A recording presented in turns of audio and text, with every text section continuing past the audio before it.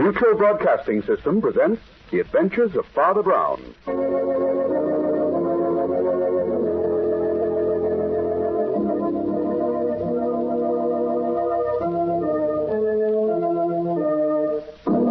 From the exciting pages of G.K. Chesterton comes the best-loved detective of them all, Father Brown, played by Karl Swenson. Now for tonight's adventures, The Mystified Mind.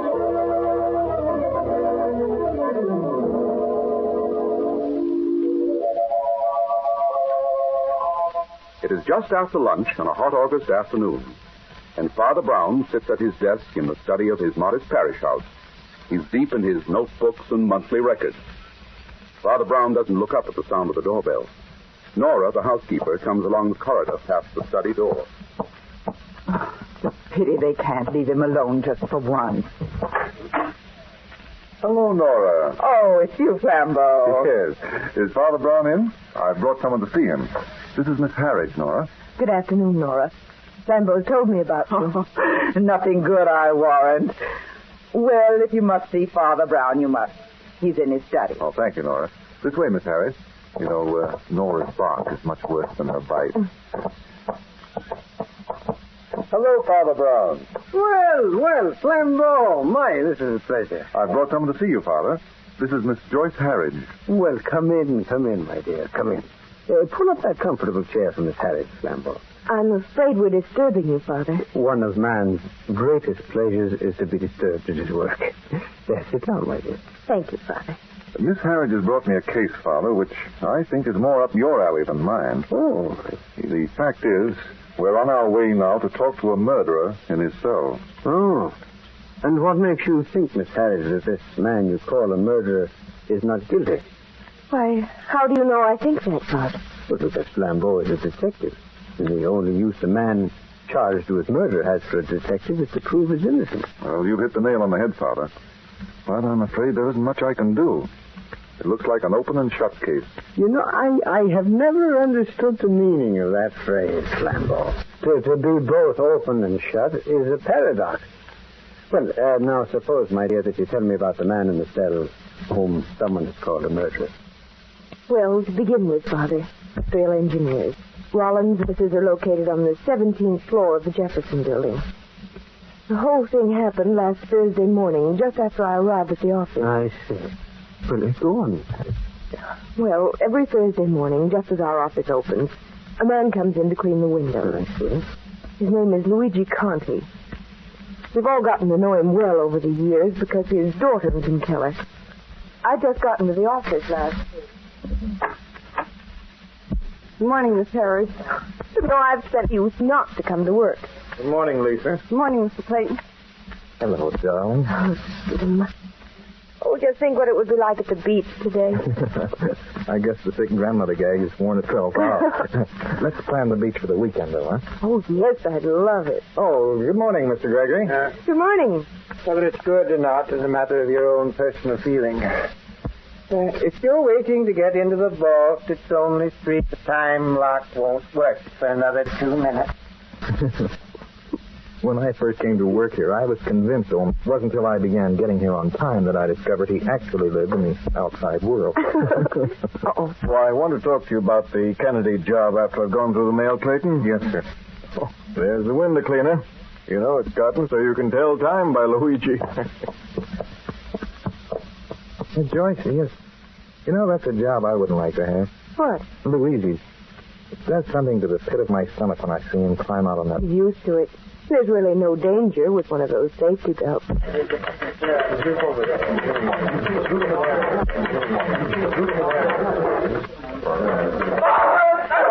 cleaner! He's fallen! It's Luigi! One side of his belt gave way! Just hanging there! Mr. Allen, help him! Mr. Allen! Quick, Gregory! Forward all the way to the street. Papa! Papa! Don't look, Lisa. You mustn't look, my dear. Dreadful accident. Accident! Look, part of the belt's still hanging there. It's been cut through. Not an accident. Tony did it. Tony? Now, Lisa, you mustn't say that. Tony did it, I tell you. I know it. Tony did it. the whole crux of the case, Father. It was murder, all right, because Luigi's safety belt had been cut through with a razor blade. Oh, my. So that the minute he threw his weight against it, it gave way. And the man that Lisa accused, the man she called Tony. That's Anthony Cremona, Father. Uh-huh. He's been arrested and charged with a murder. He was Luigi's assistant at the Jefferson building. And he was nuts about Luigi's daughter. But why did the girl jump so quickly to the conclusion that it was this boy who had cut the safety belt? Well, apparently because the old man and the boy were constantly arguing and fighting. There were threats and counter-threats. I see. Father, Luigi was terribly proud of Lisa. Every cent he'd earned had gone for her education and business school. He thought Tony wasn't good enough for her. He was dead set against anything serious developing between them. Their window cleaning equipment in a closet, and both Tony and Luigi had a key to it. Young Tony had plenty of opportunity to slice the belt with a razor blade. As far as the cops are concerned, that's all there is to it. Yes. Well, is that all the evidence against him, Flambeau? That's all the police have found, Father. No, that's just too black and white. There are no shadings, no coloring. People are not so simple as a first-grade problem in arithmetic, you know. Well, Father, I've gotten to know Tony a little in the last year. Oh? He'd been so anxious to marry Lisa. He's been working like a Trojan to better himself. Going to night school, studying engineering. Father, Miss Harridge has an interesting point to make. Oh. Well, it's simply this, Father Brown. If Tony had struck down Lisa's father in the midst of one of their arguments, it would fit his character, his hot temper. Yes, but cutting through the belt was a cold and character, is that it? Yes, Father. Yes, it is. I think we should not put off going to see Anthony Cremona in this terrace. No, but the trouble is he won't see anyone. He won't talk to a lawyer, he won't see Miss Harridge, and he won't see me. We thought that maybe with you, he might feel differently. Well, sometimes injustice will turn a man's face away from all other men. You can only try, Miss Harris. You can only try.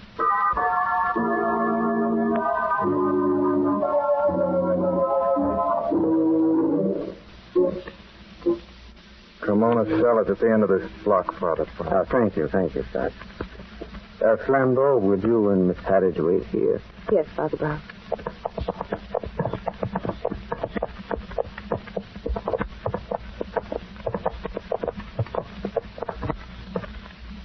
Someone to see you, Cremona. I don't want to see anybody.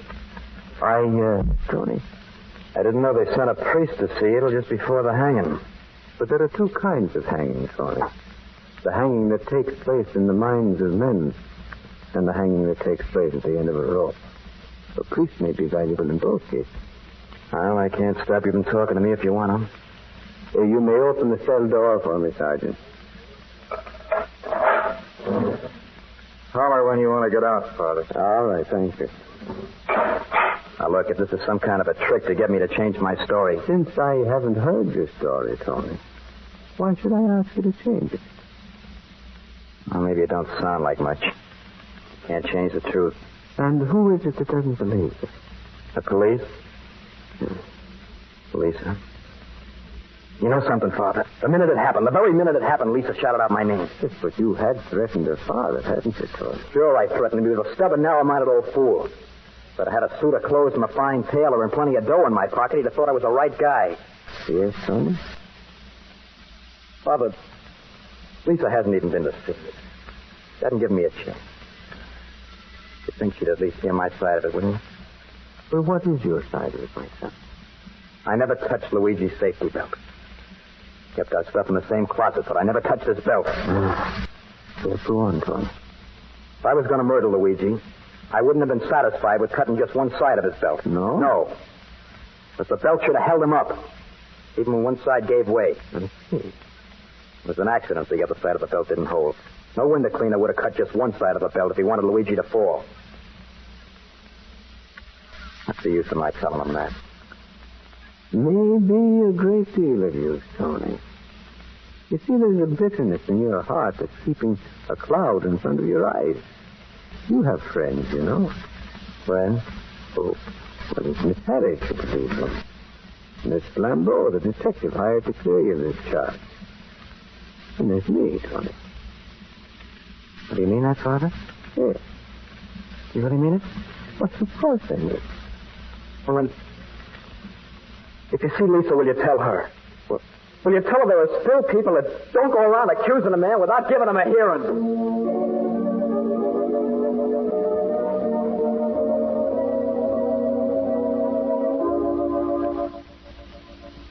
Well, Father, would he talk to you?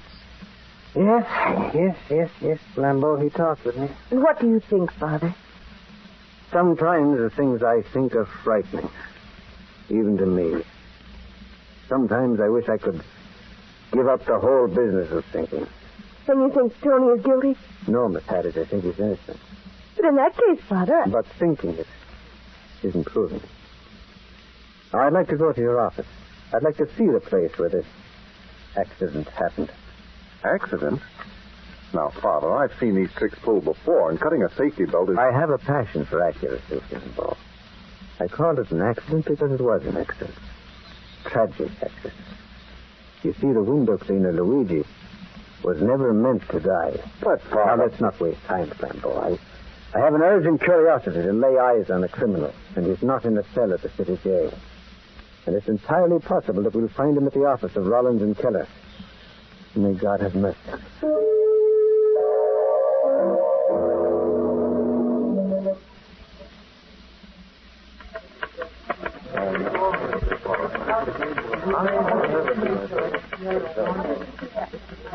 And this is the office where it happened, Miss Haddis? Yes, Father. There's only this one large drafting room and Mr. Rollins' private office. I see. That's the vault that you spoke of. Yes, it is. Old Gregory sits there by the wicket, and nobody goes in or out of the vault without being checked by him. Oh, what's so valuable in the vault? Oh, chiefly blueprints. We do a lot of work for the government. All very hush-hush. Now, which is the window from which Luigi fell? Oh, that one over there, at the far end of the office. Ah, yes, it would be at the far end. Miss Haddis, I think I should talk to your employer, Mr. Rollins. Oh, very well, Father. His office is right over here. Thank you.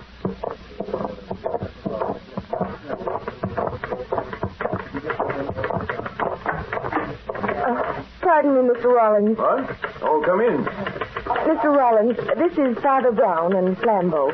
They'd like to talk to you for a moment. Come in. Well, if you'll excuse me, I'll get back to my drawing board. Yes, Miss Harris. Well, gentlemen, what can I do for you?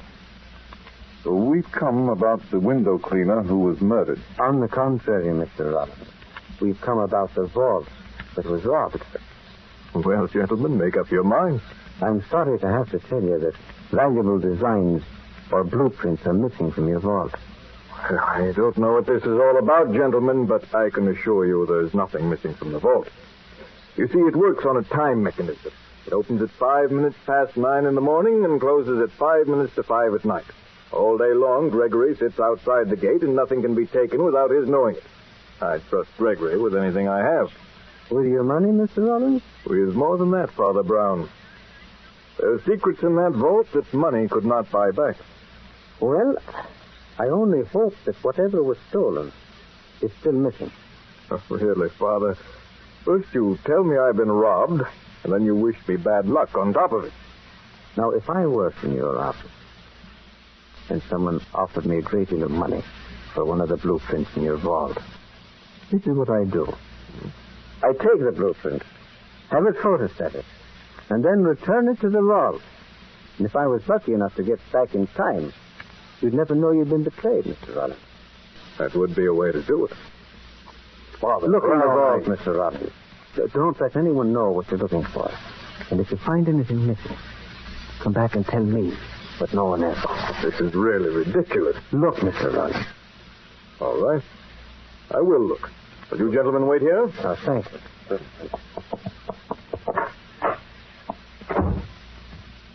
Of course, I'm really an innocent bystander, but if it wouldn't be too much trouble to explain... But the trouble doesn't lie in the explanation, Flambeau.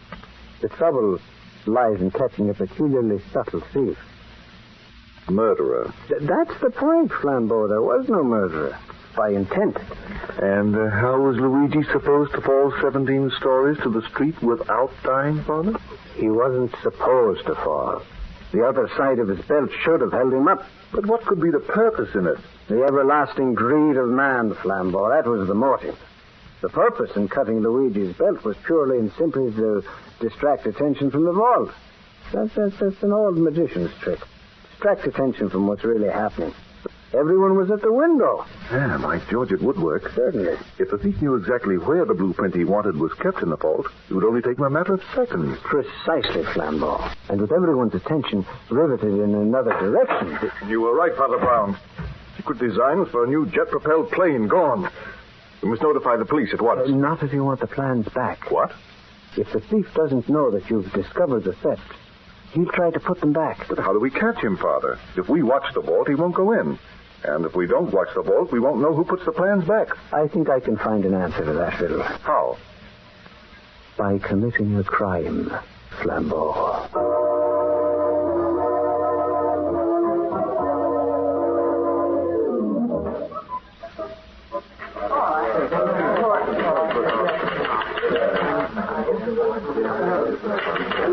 What are you doing here, Father Brown? Oh, I'm just sitting on this bench, Miss Harridge.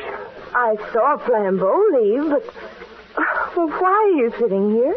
Well, you see, to understand why a criminal acts as he does, one must know exactly how he feels.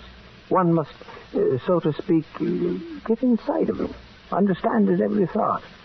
And when I've done this, when I've reached the point of committing the crime myself, then I know who the criminal is. Oh, well, that sounds complicated. Understanding the human mind is the most complicated of all sciences, Miss Harridge. Now, take yourself, for example. Your interest in young Tony Cremona.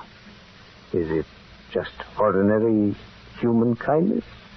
Or is it personal and intimate? It's just that he's a nice boy who's being blamed for something I don't think he did. I see. And is there no one else here who feels the same as you? I know Jim Clayton. I'd like to talk to this Mr. Clayton of yours, may I? Yes, I'll call him. Jim? Jim? Yes? Jim, this is Father Brown. Oh, hello, Father. How do you do? Joyce has been telling me that you feel the same way as we do about Tony Cremona. Well, unfortunately, just feeling something will not help him. Yes, I know. The trouble is, there aren't any clues that point in any other direction. That's what makes it such a clever crime. But just because a man points in a certain direction, Mr. Clayton, doesn't mean that we must walk in that direction. So I am stubbornly walking in all the other directions, if you see what I mean.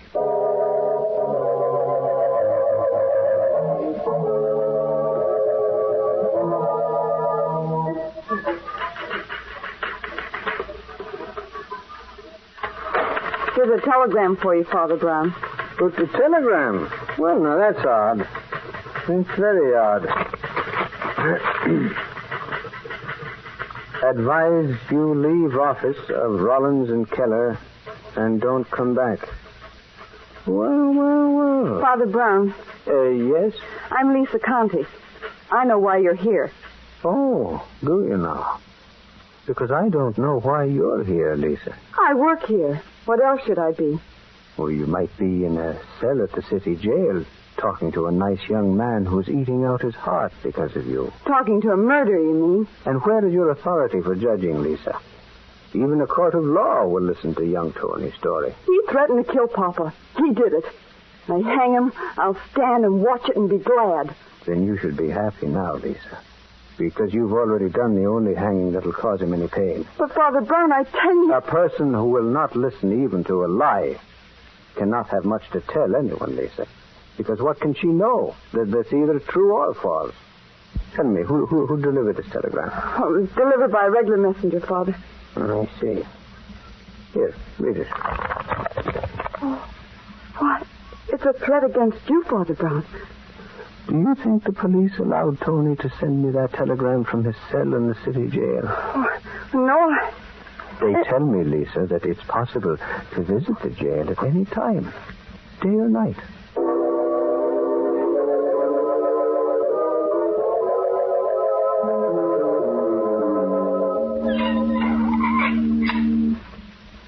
I beg your pardon, but you're Mr. Gregory, aren't you? Yes. Do you know the mechanism of that vault fascinates me? It's closed for the night now? Yes. I see. You mean to say that no one can open it until morning? Not till 5 minutes past 9 tomorrow morning. Tomorrow morning. You certain? There's no way on earth to open it till then.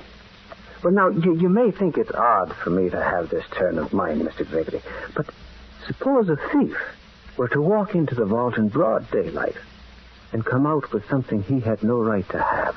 I'd stop him. Oh, but suppose he was a monstrous big man, Mr. Gregory, who could pick you up and put you aside like a child. Then I'd shoot him. You see, I keep a gun in this desk drawer. Oh, my. Yes. Well, now, suppose that you weren't at your post, Mr. Gregory. I'm always at my post. Always? Always. Well, that's an interesting speculation, Mr. Gregory. Good night. Yes. I'll see you in the morning, just before you open your wonderful vault. You're coming back again tomorrow? Oh, yes. Unless, of course, I should receive a visit from a murderer before that time.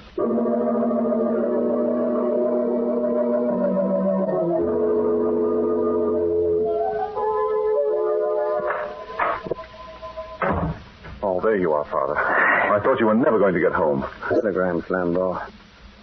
I've been warned to give up my innocent bench sitting at Rollins and Keller. Here, you can see for yourself. Oh, so that's the way the wind blows. Well, at any rate, it's a wind, Flambeau, but I'm frank to say that I don't know from what direction it blows. Oh, excuse me, Flambeau. Father Brown speaking. Okay, then listen. Who is this? Never mind who it is. The boy won't hang if you mind your own business. What? What's that? You got the telegram? Yes, I got it. Did you send it? Never mind who sent it. It's good advice. Now, you stay away from Rollins and Keller, you understand? Stay away. Hello? Hello? Well, now, we seem to be getting warm, Flambeau. That was another warning to stay away from Rollins and Keller. Oh? What are you going to do? Return, of course. Tomorrow. But, Father, the thief won't put the plans back while you're watching the vault. He'll put them back tomorrow morning, Flambeau. Well, what makes you think so? It's not a matter of thinking. I know it. And I know when, Flambeau. He'll put the plans back in the vault at exactly 10 minutes past 9.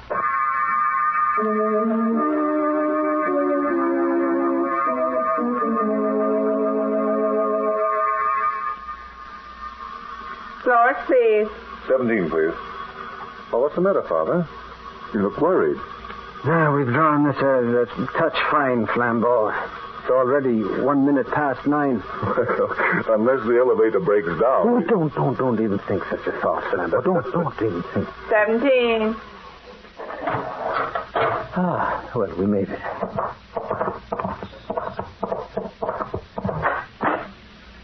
Oh, Father Brown. Oh, good morning, Lisa. Father, I went to see Tony last night.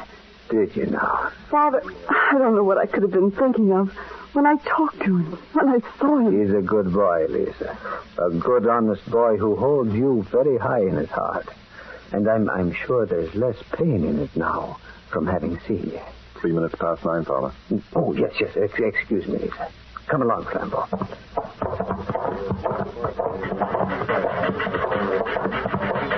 Good morning, Father Brown. Good morning, Miss Harris. Good morning, Mr. Clayton. Hello, Father. I hope to be here in time to see the vault mechanism. Well, you've hit it right on the nose, Father. There's Gregory standing by now. I see you did come back. Yes, I came back, Mr. Gregory.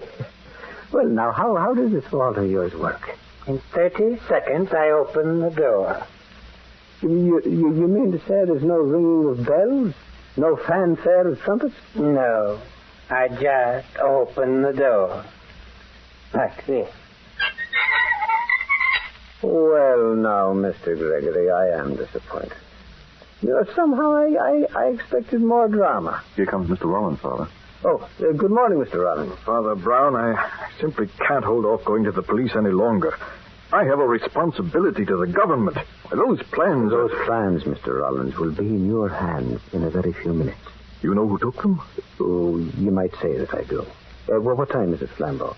7 minutes past 9, Father. Well, then there's no use delaying. Flambeau, please take those very efficient handcuffs from your pocket and put them on Mr. Gregory. Gregory? Why, that's Arrest impossible. Mr. Gregory, Flambeau. Well, it's your party, Father. All right, Gregory, hold out your hand. This is insane. I tell you, you're all insane. I had nothing to do with that window cleaner's death. You're charged with stealing important plans from the vault, Gregory. That's not true. You know that's not true, don't you, Mr. Rollins? Plans have been stolen from the vault, Gregory, but I think this is a mistake. I can't believe that you had anything to do with it. I back Gregory to the limit, too. Nothing could be taken from the vault without Gregory's connivance. He says he never left his post here. No. Well, if he didn't, then he's a thief. Come along, Gregory. Oh, really, Father Brown? Gregory's been with us 30 years. No doubt about it. Gregory's on the level. Well, maybe Father Brown says to copy my copy.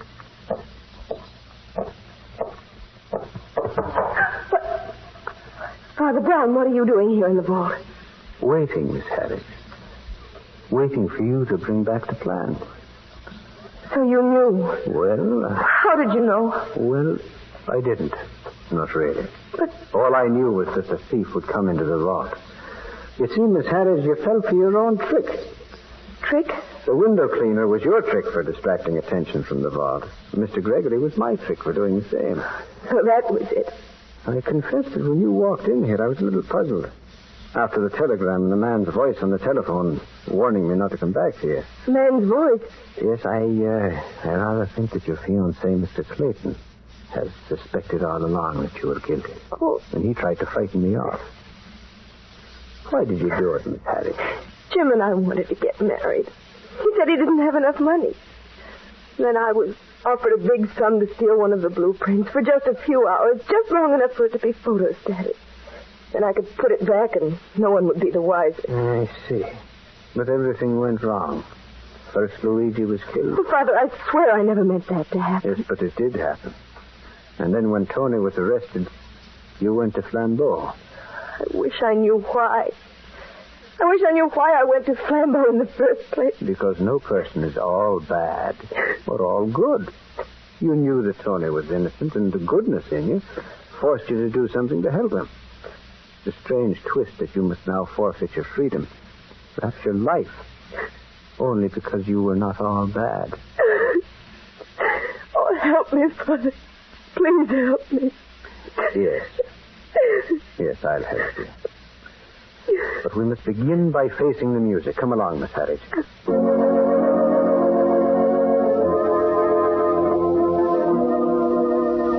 The Adventures of Father Brown, based on the stories by G.K. Chesterton, was produced by Francis Sherling Oliver and directed by William M. Sweet. Karl Swenson was Father Brown, and the cast included Barry Thompson, Mitzi Gould, Bobby Reddick, Bill Griffis, Will Geer, Gretchen Davidson, Vinton Hayworth, and Gladys Thornton. The script was by Judson Phillips, and the music by Bill Wurgis. John Stanley speaking.